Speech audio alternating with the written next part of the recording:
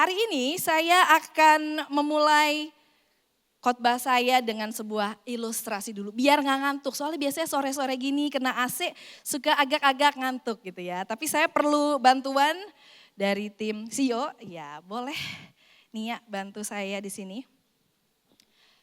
Baik, saya punya sebuah, apa ya bilangnya, gelas ya. Gelasnya cantik, warnanya lucu ya, polkadot gitu ya dibilangnya. Dan ini diciptakan dengan fungsi dan tujuan tertentu tentu saja. Kalau kita taruh di sini, dia tetap bisa berdiri dengan baik, dia tetap terlihat sangat oke dengan warnanya yang juga sangat menarik tentu saja. Tapi apa yang terjadi kalau kita mulai isi dia dengan air? Wow, ternyata yang kita lihat baik-baik saja, ternyata tidak baik-baik saja. Wah, ntar dia ke kiri, ke kanan, ternyata tidak baik-baik saja. Dari jauh kelihatannya oke-oke aja kan, bagus-bagus saja, betul. Tapi ternyata ada hal-hal yang waktu diisi, dia keluar lagi. Hidup kita seringkali seperti gelas ini. Di luar terlihat sangat baik-baik saja, terlihat sukses hidupnya, terlihat bahagia, ya seringkali pada suka pura-pura bahagia ya. Terlihat kuat, tersenyum kalau ketemu orang, kalau ditanya apa kabarnya hari ini? Ya biasa kalau orang Kristen puji Tuhan baik gitu ya, selalu jawabannya gitu. Padahal di rumah nangis gitu. Padahal di rumah kita susah hati gitu. Tapi ini yang sering kali kita tampilkan waktu kita hidup sehari-hari. Kita tetap sekolah, kita tetap kuliah, kita tetap bekerja ke tempat kerja kita, bahkan kita tetap datang ke life group dan kita datang ke gereja. Tapi waktu kita datang ke gereja, kita diisi firman Tuhan, kita mendengar hadirat Tuhan, memuji, menyembah. Pulang ke rumah, rasanya tetap kering. Kenapa? Karena ternyata ada hal-hal yang kita tidak sadari dalam kehidupan. Ada kekecewaan di sana. Ada kegagalan di sana. Ada sakit hati. Ada kekecewaan di sana.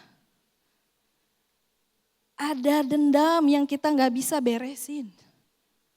Sehingga kebolongan-kebolongan ini tidak bisa menahan hal-hal baik yang kita dapatkan mungkin di gereja, yang kita dapatkan di dalam komunitas kita. Mungkin yang sehari kita WPDA nggak? Iya WPDA. Tapi kembali lagi saat diri kita masih ada bolongan-bolongan yang tidak kita sadari ini. Tidak akan pernah membuat hidup kita merasa penuh. Tapi kabar baiknya Bapak Ibu Saudara, Tuhan Yesus datang ke dunia. Dia menderita, dia mati di kayu salib, bukan untuk dirinya sendiri. Tapi dia datang untuk saya, untuk saudara, dan untuk kita semua. Dia datang untuk memberikan kehidupan yang baru. Tuhan Yesus datang bukan hanya untuk menambal bolong-bolong ini. Tapi Tuhan Yesus datang untuk memberikan kita hidup yang baru. Dia memberikan kita hidup yang sungguh-sungguh baru. Bukan hanya tambal dikit tambal. Dia memberikan kita kehidupan yang akhirnya membuat apa yang di dalam kita bisa melimpah, meluap keluar. Karena pada saat kita menerima Yesus dalam kehidupan kita, kita adalah ciptaan yang baru. Amin. Pada saat kita menjadi ciptaan yang baru, maka kita bisa menampung kasih karunia-Nya. Kita bisa menampung anugerahnya Tuhan. Kita bisa menampung berkat-Nya Tuhan. Dan akhirnya waktu berkat itu ada dalam kehidupan kita dan terus diisi, dan itu yang membuat dia bisa meluap keluar. Dan pada masa itulah hidup kita akhirnya menjadi kehidupan yang berkelimpahan. Yang mau hidupnya berkelimpahan, mari katakan amin. Puji Tuhan. Terima kasih Nia. Kasih tepuk tangan dulu buat Nia. Saat gelas tersebut bolong, dia tidak bisa melakukan fungsinya dan tujuannya, yaitu untuk menampung air. Tapi saat Tuhan memulihkan kehidupan kita, membuat semuanya menjadi baru, maka kita akan bisa menampung semua hal baik yang datang daripada Tuhan. Hari ini kita akan belajar dari seorang tokoh yang sangat familiar, seorang tokoh juga salah satu favorit saya, yaitu Yusuf. Ya, semoga Yusuf ini cukup populer untuk dikenal semuanya, karena kalau diceritain dari lahir dia sampai ujung nggak cukup kayaknya ya waktunya, durasinya. Hidup Yusuf mengalami nggak langsung tiba-tiba wah gitu ya, langsung luar biasa. Hidupnya mengalami tusukan berkali-kali. Dia ditusuk sama saudara-saudaranya, dia dibuang, bahkan ditusuk oleh majikannya, difitnah, sampai dia end up ada di penjara. Dan ditusuk oleh kehidupan. Tapi Tuhan bukan hanya menyembuhkan. Tuhan mau memulihkan kehidupan Yusuf maupun kehidupan kita untuk sebuah tujuan yang mulia. Dan hari ini judul khotbah saya adalah Restored for a Purpose. Jadi kita akan dipulihkan untuk sebuah tujuan.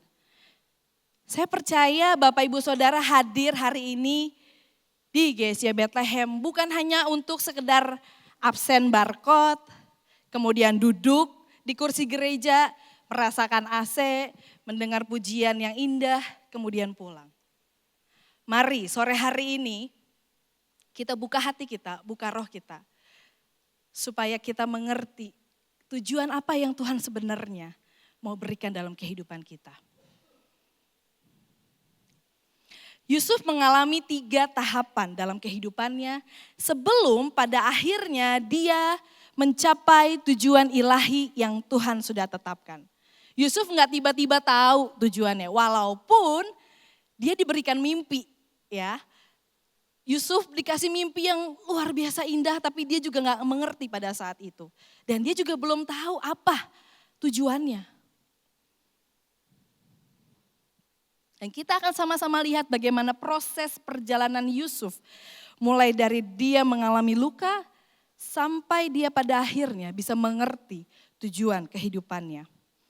Dan saya rangkum dengan 3P ya, supaya gampang dibawa pulang nih. Soalnya kadang-kadang kita datang ibadah, dengar, pulang, lupa gitu ya. Jadi saya rangkum di 3P, harusnya inget nih ya.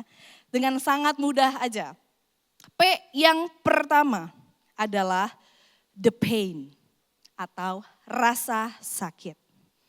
Ada yang belum pernah merasakan sakit Bapak Ibu di sini? Seumur hidupnya? Oh, belum. Belum berkali-kali maksudnya kan? Iya. Ada yang belum pernah merasakan rasa sakit seumur hidup? Enggak ada. Berarti semua masih manusia normal seperti saya ya. Kita masih bisa rasa sakit. Kalau di sebelah ada temen ya. Harus teman atau keluarganya, boleh dicubit coba. Aduh, sakit gak? Ya, berarti masih manusia daging, sama seperti saya. Kita masih hidup di dalam dunia, masih rasa sakit, and it's normal.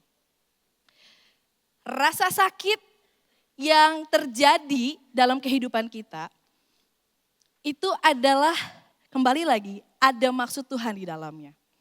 Allah mengizinkan ada proses yang rasanya menyakitkan. Gak ada sih sebenarnya kita sebagai manusia yang pengen sakit, atau ada? Gak ada kan ya? Berarti masih normal. Gak ada satupun dari kita manusia yang kepingin sakit. Gak ada yang pengen merasakan rasa sakit, karena rasa sakit itu gak enak. Kalau enak ya kita mau-mau aja. Nah, Yusuf muda pada saat itu punya mimpi yang besar yang Tuhan berikan dalam kehidupannya.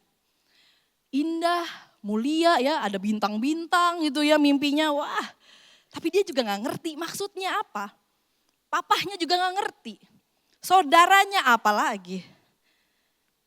Tapi ternyata perjalanan menuju mimpi itu dimulai dengan rasa sakit. Mari kita akan sama-sama baca kisahnya. Nah ini proses salah satunya, rasa sakit yang dia rasakan adalah dibenci oleh saudaranya. Kita akan baca ayat di Kejadian 37 ayat 4 sampai 5. Setelah dilihat oleh saudara-saudaranya bahwa ayahnya lebih mengasihi Yusuf dari semua saudaranya, maka bencilah mereka itu kepadanya dan tidak mau menyapanya dengan ramah. Pada suatu kali bermimpilah Yusuf, lalu mimpinya itu diceritakannya kepada saudara-saudaranya. Sebab itulah mereka lebih benci. Waduh, lebih benci lagi kepada udah benci tambah benci. Waduh, udah ada ini mah ya. Sangat dalam ya. Dibenci oleh saudara. Masalahnya satu rumah ya. Saudara-saudara ini ketemu setiap hari. Bayangin gak? Ketemu sama orang yang benci kita. Bencinya double lagi. Bukan cuma satu kali benci tapi double bencinya. Lebih lagi. Ketemu setiap hari. Makan bareng sama orang yang benci kita. Kira-kira pandangan matanya dia akan senyum sama kita.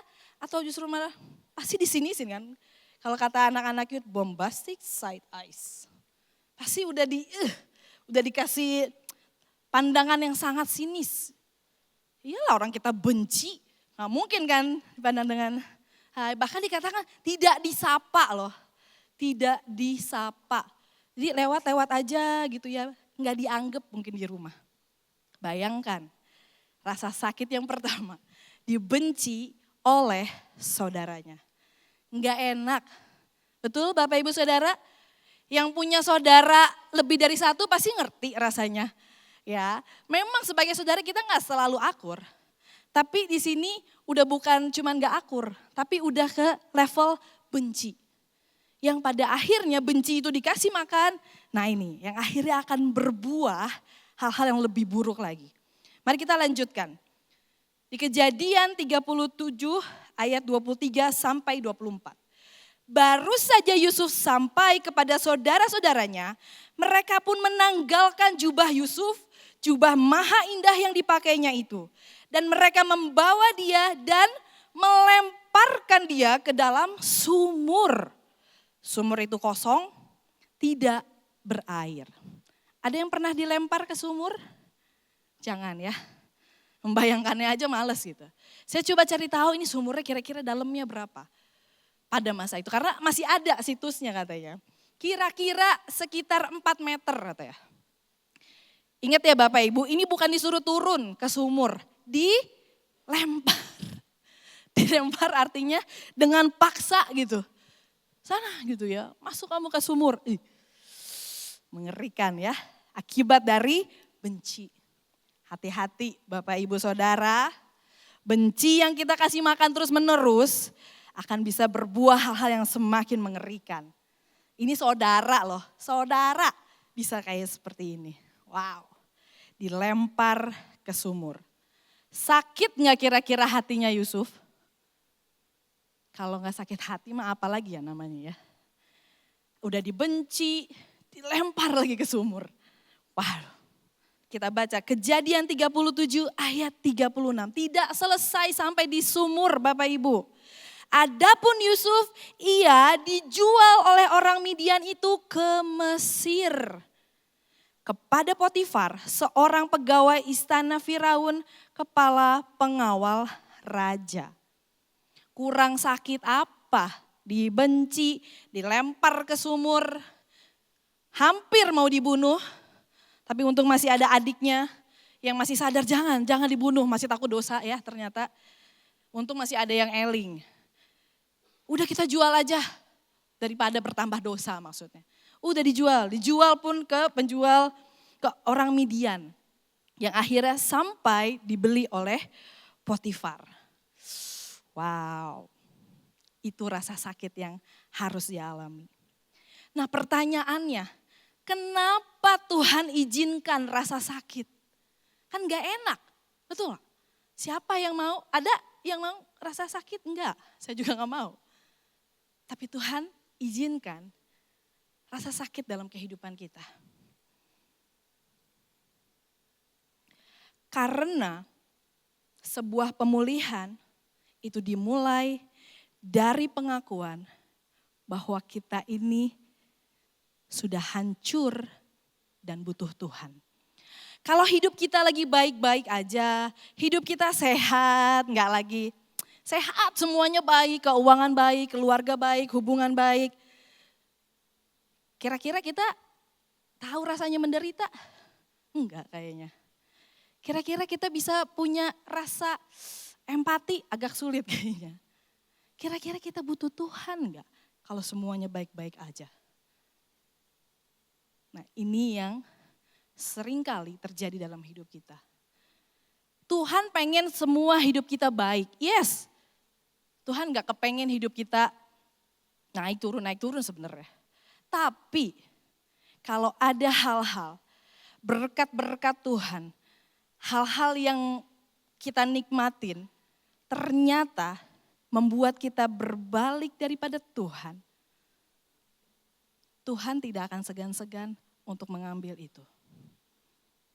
Sekali lagi, bila hidup kita diberkati dengan hal-hal yang baik, hidup kita semuanya mulus kayak jalan tol. Gak ada hal-hal yang gak ada masalah dah gitu dalam hidupnya. Tapi hal itu membuat kita berpaling daripada Tuhan. Kita lupa siapa Tuhan, bahkan kita memberhalakan berkatkah, hubungankah, harta kitakah, atau bahkan anak kitakah, maka Tuhan bisa ambil. Kenapa? Karena Tuhan tidak pernah mau diduakan. Ya kita aja gak mau diduakan, ada yang mau diduakan? Mau? Gak mau kan? Iya. Gak ada, apalagi Tuhan.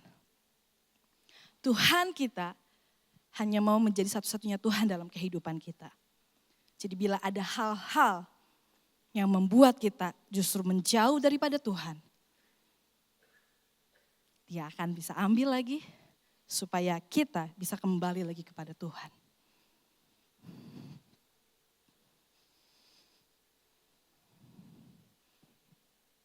Seperti gelas yang pertama, yang bolong-bolong tadi. Kadang kita nggak lihat lubangnya, apalagi lihatnya dari jarak jauh, nggak kelihatan lubangnya. Hidup kita kalau dilihat sehari-hari kayak nggak ada masalah gitu rasanya hidup ya. Kayak baik-baik aja, senyum kalau ketemu, ditanya puji Tuhan baik gitu ya. Nggak kelihatan ada masalah hidup. Oh iyalah orang Kristen harus selalu haleluya, padahal di dalamnya hancur. Bagaimana kita tahu ada lubang di sana? Pada saat mulai ada tekanan, pada saat mulai ada sesuatu yang dicurahkan ke dalam, tapi ternyata tidak tertampung dengan baik dalam kehidupan kita. Kenapa ya? Kemarin baru dapat duit, lewat doang. Wah, puji Tuhan, dapat berkat, ya cuma seminggu. Ke gereja udah, life group udah. Ke gereja kadang-kadang umum 1, 2, 3. South, North, semuanya didatengin. Tapi kenapa di tengah minggu saya sudah rasanya drain. Kok rasanya tetap kering. Kok rasanya tetap, aduh susah banget ini hidup. Aduh sakit rasanya. Karena ada bolong-bolong yang kita tidak aware. Ketika tekanan datang, barulah kita bisa merasakan. Ternyata hidup kita ini tidak baik-baik saja. Ternyata ada bolongan-bolongan dalam hidup kita, dalam hati kita, dalam roh kita yang perlu untuk dipulihkan. Jadi jangan buru-buru menyimpulkan bahwa Saya udah sakit hati nih, selesai hidup saya. Saya udah kehilangan segala-galanya, artinya udah gak ada harapan. Wah, saya udah gagal di area ini, artinya kayaknya saya udah gak bakat di situ. Wah, saya gak ketemu jodoh nih. Kayaknya udahlah ya, menjomblo seumur hidup. Hei, jangan mendahului Tuhan Bapak Ibu Saudara. Rasa sakit bukanlah the end of our story. Amin. Rasa sakit bukanlah akhir dari cerita kita. Amin. Gak yakin kayaknya. Percaya gak? Kalau kita lebih mempercayai rasa sakit kita, maka itu yang terjadi. Tapi kalau kita percaya Tuhan kita jauh lebih besar daripada rasa sakit kita, maka itu pula yang akan terjadi. Karena semua tentang keputusan kita. Mana yang kita putuskan hari ini mau kita percaya lebih besar? Rasa sakit kita? Atau kita mau percaya bahwa kuasa Tuhan kita sanggup untuk memulihkan rasa sakit dan luka-luka kita. Kadang-kadang Tuhan menghancurkan kesombongan kita untuk membangun ketaatan kita. Oh, saya mah jemaat Bethlehem semenjak lahir. Pasti selamat masuk surga, amin. Apakah iya? Hati-hati. Oh, saya mah menabur di gereja ini, gak mungkin saya bangkrut. Rajin, setia, berpuluhan, seed of faith. Rajin, hati-hati. Hati-hati dengan pride. Hati-hati dengan kesombongan kita. Karena Tuhan lebih suka membangun ketaatan kita daripada melihat kita penuh berkat tapi penuh kesombongan. Pengkhianatan orang lain mungkin adalah alat Tuhan untuk menggeser kita kembali kepada panggilan kita.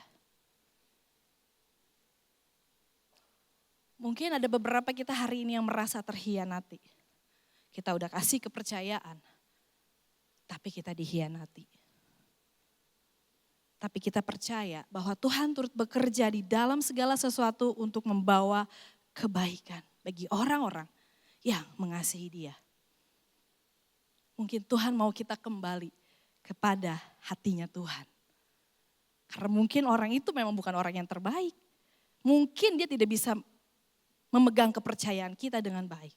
Tapi Tuhan tidak pernah menyia-nyiakan kepercayaan kita. Kita punya rencana, tapi Tuhan lebih berdaulat. Seperti dikatakan di Yesaya 55 ayat 8-9. Sebab rancanganku bukanlah rancanganmu dan jalanmu bukanlah jalanku. Demikianlah firman Tuhan, seperti tingginya langit dari bumi, demikianlah tingginya jalanku dari jalanmu dan rancanganku dari rancanganmu. Rancangan Tuhan jauh lebih tinggi. Makanya kita seringkali tidak mengerti kenapa Tuhan izinkan ini terjadi. Kenapa Tuhan izinkan ada hal-hal yang menyakitkan terjadi. Kita nggak ngerti memang. Tapi kita percaya, waktu saudara percaya bahwa Tuhan lebih berdaulat, maka kuasanya akan terjadi dalam kehidupan kita. Amin. Seperti gelas yang bocor, mungkin hidup kita saat ini tidak bisa menampung sukacita. Seneng sih, gitu ya kalau sama teman-teman live group. Pas pulang sedih lagi, overthinking lagi, marah lagi kita. Kita gak bisa menampung damai. Kita lagi gak bisa menampung pengharapan, lagi gak bisa lihat masa depan. Mau apa kamu dalam 5-10 tahun gak kelihatan. Masih abu-abu karena sedang bocor. Tampungan kita bocor, kita gak bisa menampung hal-hal yang baik daripada Tuhan. Tapi Tuhan melihat kebocoran kita sebagai awal pemulihan kita. Yang kedua, setelah rasa sakit, timbullah the process. Katakan the process. Ini yang juga suka dihindari. Allah memulihkan lewat proses pembentukan. Ini yang gak enak rasanya. Udah sakit, diproses lagi. Kurang apa? Setelah rasa sakit, datanglah si proses. Yusuf tidak langsung dipulihkan. Yusuf gak tiba-tiba langsung berkuasa di Mesir. Tapi dia melewati proses-proses yang sama gak enaknya dengan yang kita sedang alami. Mari kita lihat. Jangan bilang Yusuf mah lebih enak. Iya, karena kita udah tahu ujungnya. Tapi mari sama-sama kita lihat. Proses yang dia lalui. Yang pertama di rumahnya Potifar. Kita tahu tadi dia dijual, dibeli oleh Potifar. Kemudian dia dipercayakan di rumahnya Potifar. Di sanalah dia dilatih integritas. Integritasnya diuji di sana. Apakah dia tetap melakukan hal-hal yang baik atau di rumah orang Mesir ini kan dia nggak tahu yang benar sama yang enggak, terserah kita. Apalagi dia dipercaya dengan semua yang ada di dalam rumah itu. Berintegritas artinya tetap melakukan apa yang benar, ada ataupun gak ada orang yang lihat. Dan justru tidak melakukan hal-hal yang tidak benar saat tidak ada orang yang lihat. Itu integritas namanya. Jadi jangan sampai, kalau kita ada orang tua, ada orang-orang di sekeliling kita, atau lagi di gereja, udah sih paling luar biasa gitu kayaknya. Tapi waktu kita di tempat-tempat yang tidak ada orang, bagaimana dengan hati kita? Bagaimana dengan integritas kita? Bagaimana dengan kekudusan kita? Apakah kita benar-benar tetap bisa menjaganya? Atau mumpung gak ada orang nih, akhirnya kita melakukan sesuatu yang harusnya tidak kita lakukan sebagai orang-orang percaya. Yusuf bekerja dengan sangat baik di rumah Potifar. Namun udah baik nih, udah luar biasa. Tetap dia difitnah oleh sang nyonya Potifar. Kenapa? Karena Yusuf ini menolak untuk berbuat hal-hal yang seharusnya tidak dia lakukan. Nyonya Potifar ini melihat, ada orang Ibrani ganteng nih jadi budak di rumah dia. Rajin, luar biasa, berintegritas. Suami jarang di rumah, dia di rumah terus. Menolong semua hal. Digodalah Yusuf. Bukan hanya sekali godaannya, berkali-kali digodanya dikatakan dalam firman Tuhan. Berkali-kali. Tapi Yusuf menolak dia berkali-kali. Itu integritas. Yang akhirnya membuat dia dimasukkan ke dalam penjara. Kenapa? Karena Nyonya Potifar ini udah fitnah, kemudian dia lapor sama suaminya. Dia putar balik fakta bahwa dia bilang Yusuf mau macam-macam sama dia. Padahal dia yang macam-macam tiap hari. Jahat memang ya. Tapi apakah itu membuat Yusuf berontak, membuat Yusuf akhirnya marah-marah sama Tuhan? Tidak dicatat dalam Alkitab. Tidak dikatakan apapun tentang reaksi Yusuf. Sampai dia masuk ke dalam penjara. Enggak ada satupun perkataan Yusuf yang dicatat dalam firman Tuhan. Bahwa dia marah, dia berontak, enggak ada sama sekali. Itu udah satu poin plus buat Yusuf. Dia tetap jaga hatinya. Dia tetap jaga diri dia untuk tidak terganggu dengan itu. Keadaan bisa berubah, tapi itu tidak merubah identitas dirinya. Di penjara, setelah dari rumah Potifar, turun lebih dalam.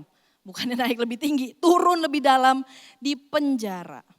Apa yang terjadi di penjara, proses apa yang Tuhan izinkan, dia dilatih karakternya. Bayangkan.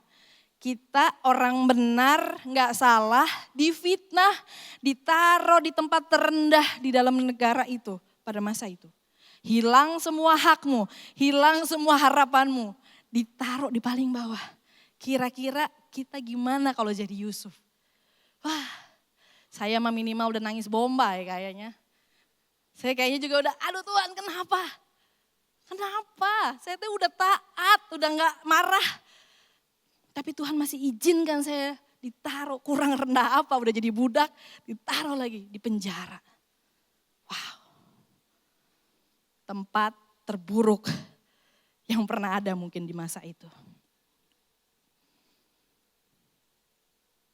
Namun ini dia yang membuat Yusuf berbeda. Kita baca ayat tadi, Kejadian 39 ayat 21 sampai 23.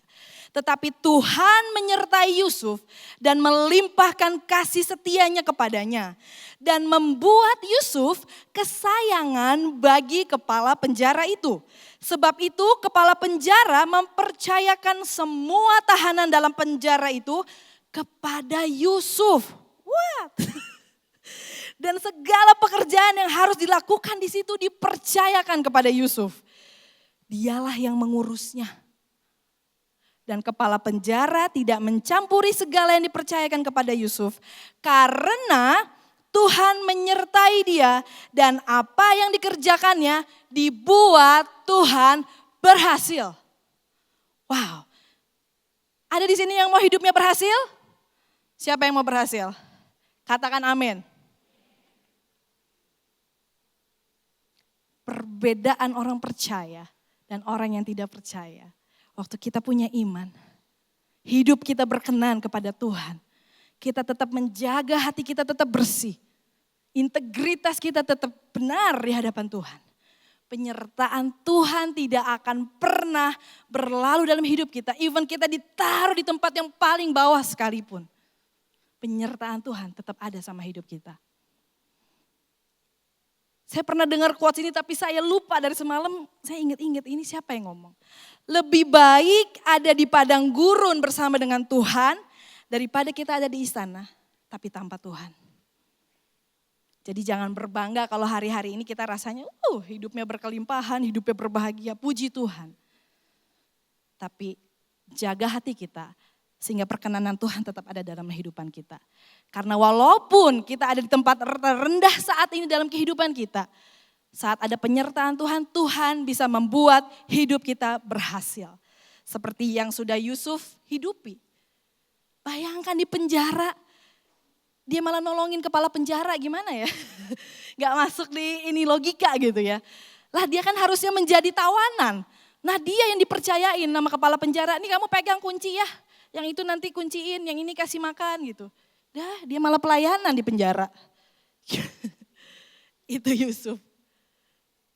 Identitas Yusuf tidak berubah hanya karena musimnya berubah. Hanya karena situasinya berubah. Itu tidak merubah identitasnya sebagai orang yang percaya dan berkenan di hadapan Tuhan. Tapi dia juga gak langsung naik ke istana. Dia harus menunggu bertahun-tahun. Dilatih dulu kesabarannya. Diuji dulu karakternya. Bener gak ini apa cuma sekali-sekali? Kalau Tuhan sepertinya kok belum jawab doa kita hari ini. Kok belum ada perubahan dalam situasi kita. Padahal kita udah doa dan puasa. Mungkin Tuhan sedang menguji hati kita. Apakah kita benar-benar sungguh-sungguh? Atau hanya suam-suam kuku? Berapa lama proses dari Yusuf dibuang sampai dia ada ke istana? Kira-kira 13 tahun Bapak Ibu. Karena waktu itu dia berumur 17 tahun. Kemudian waktu dia ke istana dia berusia 30 tahun. Pemulihan yang dialami Yusuf tidak terjadi secara instan. Tapi pemulihan adalah proses Tuhan untuk mengembalikan kapasitas dan tujuan kehidupan kita.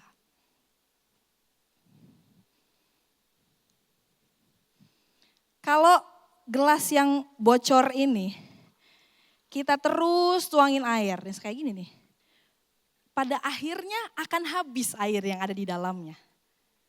Karena dia tidak bisa menampung berkat, hikmat, karena dia tetap bocor. Begitu juga dengan Tuhan. Tuhan tidak bisa mencurahkan rencananya secara penuh, tidak bisa full power sama kita kalau kapasitas hidup kita belum dipulihkan. Percayalah Bapak Ibu Saudara, Tuhan punya hal-hal terbaik yang Tuhan mau nyatakan dalam hidup kita. Tapi kita harus selesaikan bolong-bolong ini. Kita harus aware hal-hal apa sebenarnya yang coba kita tutupin. Hal-hal apa yang selama ini gak selesai-selesai ya. Hal-hal apa yang selama ini mungkin kita taruh justru dalam hati kita. Enggak Tuhan, ini terlalu sakit. Enggak Tuhan, bukan saya yang salah. Enggak Tuhan, ini harusnya tidak terjadi.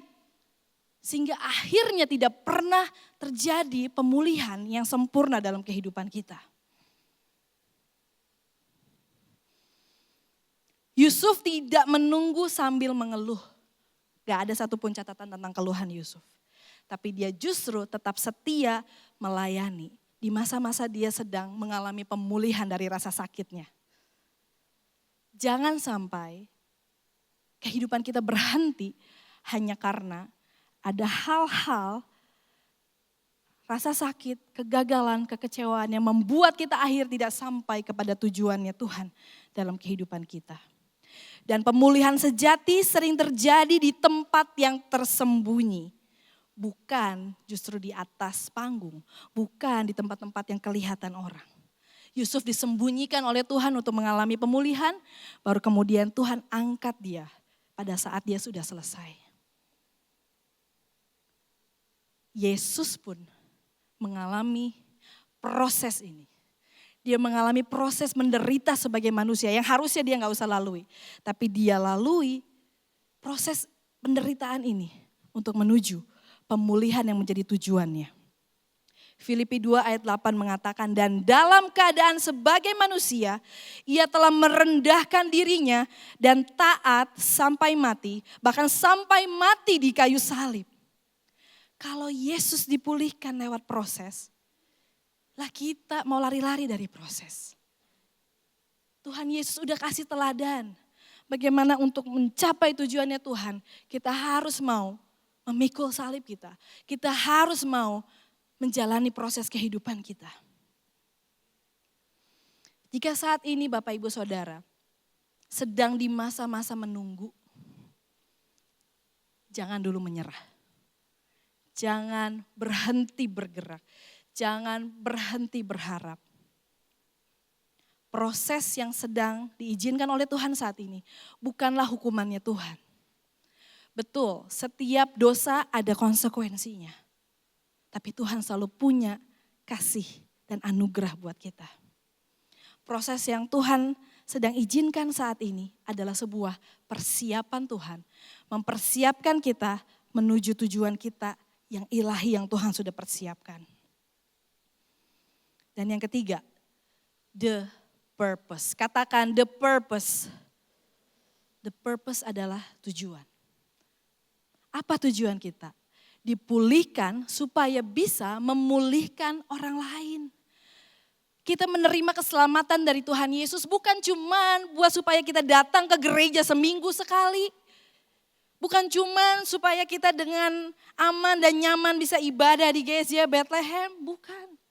Kalau cuman sampai bikin kita datang ibadah setiap minggu aja, kematian Tuhan Yesus kayaknya sia-sia. Karena Tuhan Yesus menderita dan mati untuk kita, bukan hanya buat diri kita sendiri. Tapi untuk melakukan tujuannya Tuhan dalam kehidupan kita. Supaya kita bisa membawa pemulihan untuk orang lain lagi. Tapi kalau kita tidak pernah aware, kita tidak pernah mau serius untuk beresin hidup kita. Ya udah, berputar aja terus di padang gurun. Remedial terus saya bilangnya ya. Kemarin kamu gak lulus, ulang lagi nanti. Saya gak mau menghadapi ini. Ulang lagi, akan terus terjadi. Karena Tuhan mau kita menang di situ. Bukan lari daripada prosesnya. Yusuf dalam proses pemulihannya menolong mimpi juru minuman dan juru roti. Dia sudah lakukan. Menolong orang lain. Bukan cuma mengasihani dirinya. Kalau dibilang mengasihani diri bisa gak? Bisa. Kurang kasihan apa coba Yusuf. Tapi dia memilih tidak mengasihani dirinya. Tapi dia bisa melihat apa yang dia bisa lakukan untuk orang lain. Dan akhirnya attitude-nya Yusuf membawa dia ke istana. Bahkan Yusuf akhirnya menolong Firaun dengan menafsirkan mimpinya dengan pertolongan Tuhan. Yang akhirnya membuat Yusuf dipercayakan seluruh tanah Mesir. Bayangin orang Ibrani tiba-tiba diangkat langsung dipromosi. Mengelola semuanya karena dianggap dia orang yang paling berhikmat di masa itu. Bapak Ibu Saudara, Tuhan bisa angkat kita dengan cepat. Tuhan bisa pulihkan keadaan kita dengan cepat. Tapi Tuhan bukan cuma mau peduli merubah keadaan kita. Memulihkan keadaan buat Tuhan gampang. Seperti Tuhan mengubah air menjadi anggur. Mudah. Tuhan tinggal berfirman.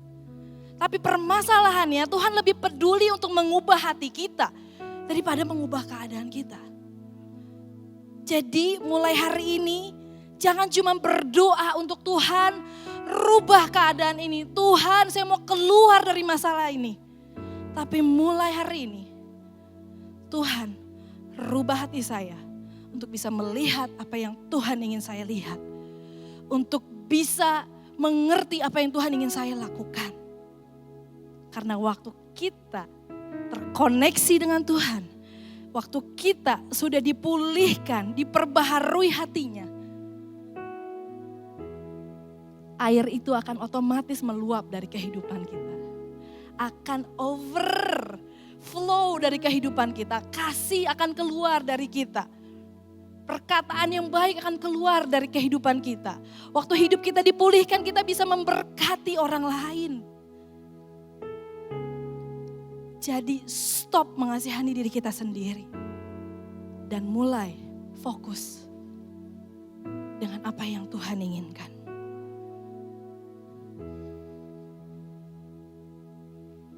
Waktu Yusuf dipulihkan, dia bukan hanya dilepaskan dari penjara. Tapi diangkat menjadi pemimpin yang menentukan nasib sebuah bangsa.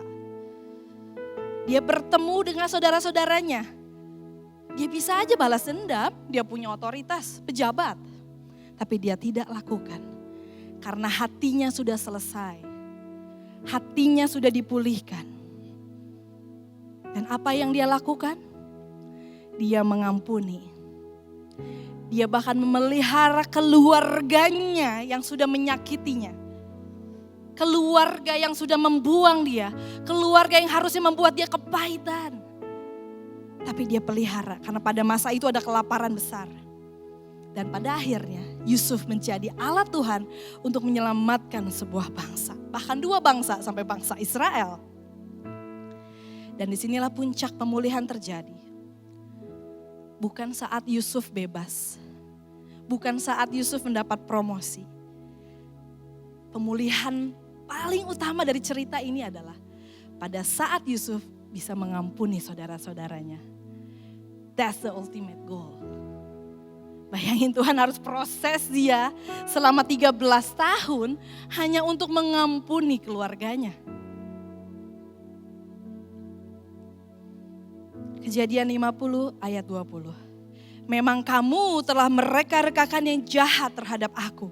Tetapi Allah telah mereka-rekakannya untuk kebaikan.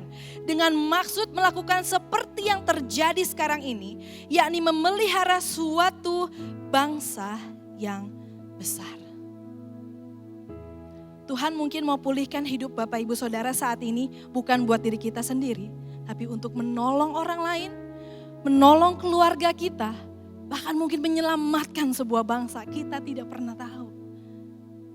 Just be ready. Siapkan diri kita. Gelas tadi dipulihkan bukan untuk supaya hanya kelihatan bagus. Tetapi supaya dia bisa mencapai tujuannya yaitu menampung air tadi. Dan bahkan pada akhirnya dia bisa meluapkan air yang berkelimpahan. Yesus dipulihkan dari kematiannya, dibangkitkan bukan untuk kemuliaan dirinya sendiri, tapi untuk memulihkan saya dan saudara, untuk memulihkan seluruh umat manusia. Begitu juga dengan kita, pemulihan yang Tuhan ingin kita alami saat ini bukan untuk diri kita sendiri. Tapi ada sebuah rencana Tuhan, tujuan Tuhan yang lebih besar daripada diri kita sendiri. Yang Tuhan ingin lakukan. Saya akan tutup dengan kesimpulan ini.